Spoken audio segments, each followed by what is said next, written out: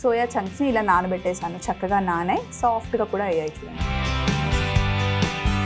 Basmati rice, ఒక full cup basmati రైస్ని ముందుగానే కడిగి నానబెట్టేసుకున్నాను. ఒక అరగంట ముందే పెట్టేస్తే పులావ్ బాగా అవుతుంది. అలాగే ఇక్కడ మసాలా దినుసులన్నీ ప్లేట్లో పెట్టేసుకున్నాను. మసాలా దినుసులు బంగాళాదుంప, మిరియాలు, సోంపు, కసూరి మేతి, బ్రౌన్ ఆనియన్స్, కొత్తిమీర, పుదీనా, కారం, పసుపు, అల్లం వెల్లుల్లి పేస్ట్, పచ్చిమిర్చి, పెరుగు, కట్ చేసి పెట్టుకున్న ఉల్లిపాయలు, సోయా చంక్స్, అలాగే బాస్మతి రైస్ మనకి కావాలి. పొయ్యి మీద బాండీ పెట్టుకున్నాను. గిన్నె వేడెక్కే లోపల ఇక్కడ పొయ్యి మీద ఇంకొక ప్యాన్ పెట్టుకున్నానండి. ఇందులో దాల్చిన చెక్క, జాపత్రి, యాలకులు, లవంగాలు, సాజీర ఇవన్నీ వేసి జస్ట్ డ్రై రోస్ట్ అంతే. స్టవ్ ఆఫ్ చేసేస్తున్నాను. ఇందులోనే కొన్ని మిరియాలు, సోంపు, ఇంకా కసూరి మేతి జస్ట్ ఇలా డ్రై రోస్ట్ చేసేసి మిక్సీ జార్లోకి షిఫ్ట్ చేసేద్దాం.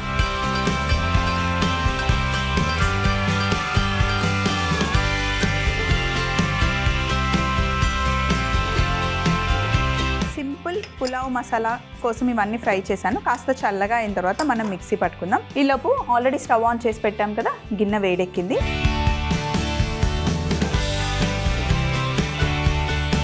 ఇందులో కొద్దిగా నూనె, 1 స్పూన్ నెయ్యి వేయి. కాస్త నూనె వేడెక్కాక బిర్యానీ ఆకు, బండ పువ్వు. పులావ్కైనా, బగారన్నంకైనా, బిర్యానీకైనా బండ పువ్వు మంచి ఫ్లేవర్ని ఇస్తుంది. అలాగే ముందుగానే కట్ చేసి పెట్టుకున్న బంగాళాదుంప వేసేద్దాం.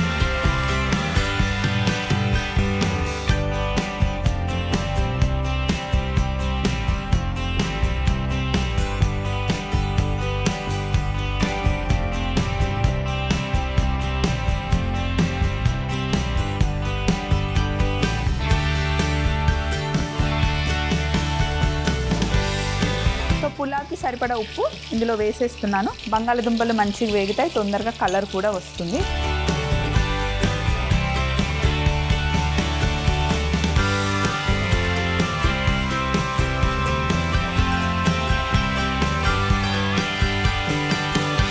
బంగాళదుంపలు కొంచెం బ్రౌన్ కలర్ అయ్యేంత వరకు ఫ్రై చేసుకోవాలి.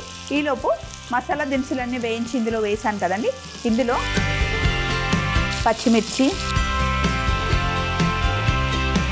కొత్తిమీర, ఇంకా పుదీనా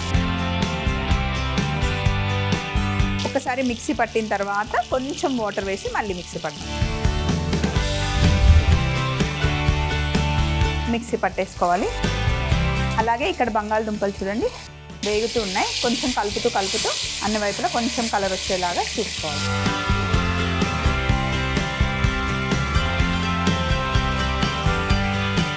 to 70% ఇవి కుక్ అయిపోయాయి. ఉల్లిపాయలు వేసుకోవాలి. సన్నగా పొడువుగా కట్ చేసి పెట్టుకున్న ఉల్లిపాయ ముక్కలు వేసేసుకోవాలి. కొంచెం ఉల్లిపాయలు ఎక్కువ వేసుకుంటేనే బాగుంటుంది. వెజిటేరియన్స్కి సోయా చంక్స్ మంచి ఆప్షన్ అండి. పులావ్ చేసినా చాలా బాగుంటుంది, కర్రీ చేసినా చాలా బాగుంటుంది. సోయా చంక్స్ అయినా లేకపోతే సోయా గ్రాన్యువల్స్ అయినా కర్రీ లాగా చేసుకుంటే బగారన్నం, పులావ్ కాంబినేషన్లో చాలా టేస్టీగా ఉంటుంది. చాలా గ్రాండ్గా రిచ్గా చేసినట్టు కూడా ఉంటుంది. కొంచెం మనం సోయా చంక్స్లో అయితే జీడిపప్పు పేస్ట్ వేస్తే కనుక చాలా రిచ్గా ఉంటుంది. సోయా గ్రాన్యువల్స్తో మనం చక్కగా పరాటాస్ కూడా, స్టఫింగ్ పరాటాస్ కూడా చేసుకోవచ్చు. ఉల్లిపాయలు మటుకి కొంచెం కలర్ రావాలి. ఒక 2 నిమిషాలు వెయిట్ చేద్దాం. సో ఉల్లిపాయలు మంచిగా వేగిన తర్వాత ఇప్పుడు మనం ఇందులో అల్లం వెల్లుల్లి పేస్ట్, కాస్త పసుపు వేసి కొంచెం అల్లం వెల్లుల్లి పేస్ట్ పచ్చివాసన పోయే వరకు ఉల్లిపాయలతో పాటు వేగనివ్వాలి.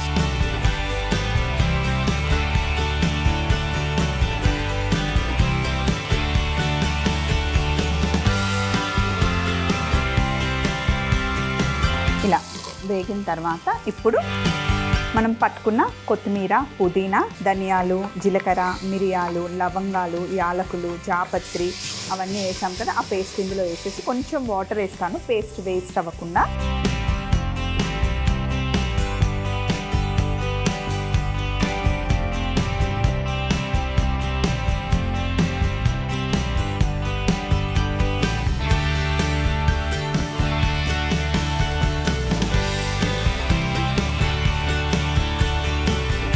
పేస్ట్ వేసి మంచి కుక్ చేసుకోవాలి. ఆ పచ్చివాసన అంతా పోవాలి. పుదీనా కొత్తిమీర మనం పచ్చిదే వేసాం కదా, కొంచెం పచ్చివాసన పోయేంత వరకు కుక్ చేస్తే అమోఘంగా మంచి గుమగుమలు ఆడిపోతుంది అన్నమాట. ఇప్పుడు ఇందులో మనం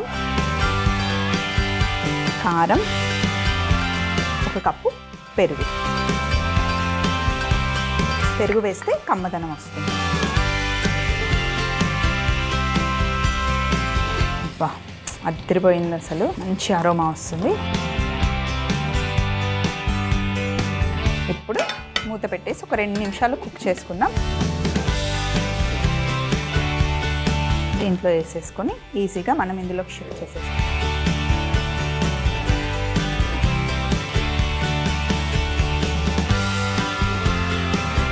నేనైతే సోయా చంక్స్ ఎక్కువ వేస్తున్నానండి. ఇవి ఎక్కువ వేస్తే బాగుంటుంది, చాలామందికి నచ్చుతుంది కూడా. సో రైస్ ఎంత వేసుకుంటున్నామో దానికన్నా నేను 1.5 ఎక్కువ వేసాను అనమాట. 1 కప్పు మనం రైస్ తీసుకుంటే 1 కప్పు సోయా చంక్స్ తీసుకున్నాం అనుకోండి, వాటర్లో వేస్తే క్వాంటిటీ ఎక్కువ అనిపిస్తుంది, బట్ కుక్ చేసేటప్పుడు అంతే ఉంటుంది. అదే రైస్ అనుకోండి 1 కప్ వేస్తే 3 ఎక్కువ అయిపోతుంది క్వాంటిటీ. సో రైస్ ఎంత కప్పు వేసుకుంటున్నామో సోయా చంక్స్ కూడా మనం అంతే కప్పు వేసుకుంటే బాగుంటుంది అన్నమాట. ప్రతి ఒక్క ముద్దలో 2-3 సోయా చంక్స్ మనకి కనిపిస్తాయి. ఇలా వాటర్ తీసేసాం కదా, ఇప్పుడు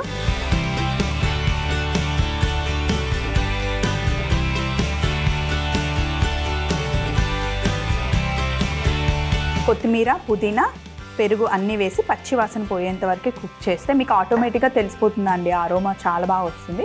ఇప్పుడు సోయా చంక్స్ని ఇందులో వేసేస్తున్నాం.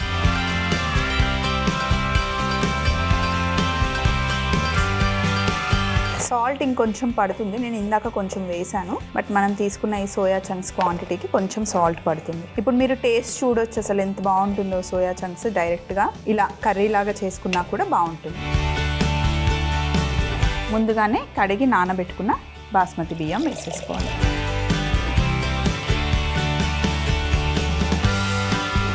పైన రైస్ వేసేయాలి.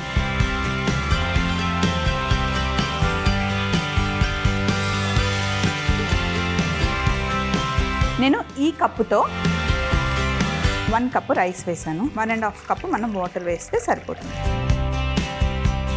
సోయా చంక్స్కి ఎంత వాటర్ కావాలో అంత వాటర్ ఆల్రెడీ సోక్ చేసినప్పుడే తీసేసుకుంటుంది.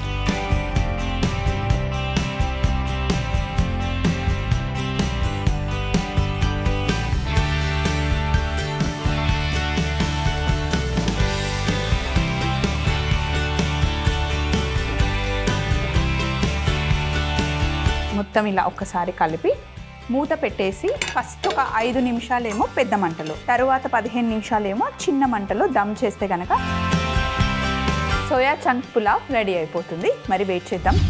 సోయా చంక్ పులావ్ రెడీ అయిపోయింది. ఒక బౌల్ తీసుకున్నానండి, దీంట్లో ముందు కొంచెం కొత్తిమీర వేస్తున్నాను, లైట్గా బ్రౌన్ ఆనియన్స్. ఇప్పుడు సోయా చంక్ పులావ్ ఓపెన్ చేస్తున్నాను.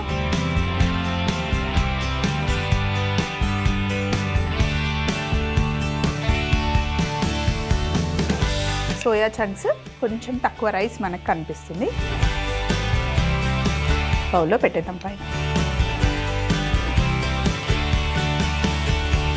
మధ్య మధ్యలో మనకి బంగాళదుంపలు తగులుతూ రుచి చాలా బాగుంటుంది.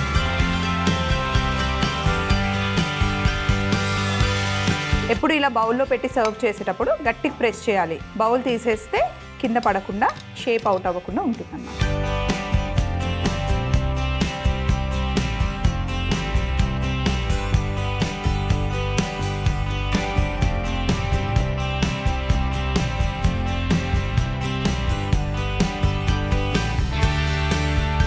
సోయా చంక్ పులావ్ తయారీ విధానం. ముందుగా పాన్ లో దాల్చిన చెక్క, జాపత్రి, యాలకులు, లవంగాలు, సాజీరా, మిరియాలు, సోంపు, కసూరి మేతి వేసి మిక్సీ జార్లో వేసుకొని అందులోనే కొత్తిమీర, పుదీనా, కాస్త నీళ్లు వేసి ఫైన్ పేస్ట్ చేసుకోవాలి. బిర్యానీ గిన్నెలో నూనె, నెయ్యి వేడి చేసుకొని బిర్యానీ ఆకు, బండ పువ్వు, బంగాళదుంప ముక్కలు, ఉప్పు వేసి బ్రౌన్ కలర్ వచ్చేంత వరకు వేగిన తర్వాత అందులో సన్నగా పొడుగా తరిగి పెట్టుకున్న ఉల్లిపాయ ముక్కలు వేసి ఫ్రై చేసుకొని అల్లం వెల్లుల్లి పేస్ట్, పసుపు వేసి వేగిన తర్వాత మిక్సీ పట్టుకున్న పెట్టుకున్న మసాలా పేస్ట్ వేసి పచ్చివాసన పోయేంత వరకు కుక్ చేసుకొని కారం పెరుగు వేసి కలిపి మూత పెట్టి ఒక 2 నిమిషాలు మగ్గిన తర్వాత సోయా చంక్స్ లో వాటర్ తీసి సోయా చంక్స్ వేసుకొని నానబెట్టుకున్న బాస్మతి బియ్యం కూడా వేసి తగినన్ని నీళ్లు పోసి కొంచెం కలిపి మూత పెట్టి 5 నిమిషాలు పెద్ద మంటలో 15 నిమిషాలు చిన్న మంటలో దమ్ చేసుకుంటే ఎంతో రుచికరమైన సోయా చంక్స్ పులావ్ రెడీ అవుతుంది.